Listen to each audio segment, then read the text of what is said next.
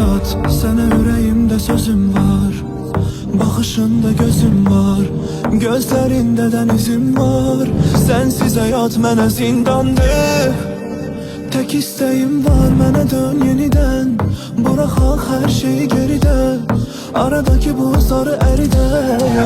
Kaş, kaş olardın mənimlə hər gün. Barışardıq, yenə küsərdik. Danışardıq, deyib gülərdik. Ah kaş, yaş olardın, gözüm silerdin. Soruşardın, məni bilərdin. Qovuşardıq və ölərdik. Ah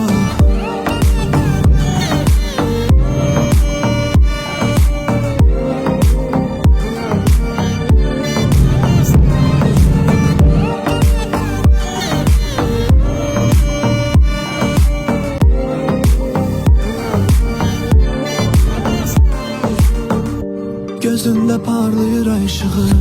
Güneş sönsə belə alışırıq. Gecədən gündüzə qarışırıq. Sanki səma ilə danışırıq. Ah, tek isteğim var, mənə dön yenidən. Bıraxaq hər şey geridə, aradaki buzları əridə. Kaş, kaş olardın mənimlə hər gün. Barışardıq, yenə küsərdik. Danışardıq, deyib gülərdik. Ah kaş, yaş olardın, gözüm silerdin. Soruşardın, məni bilərdin. Qovuşardıq və ölərdik. Ah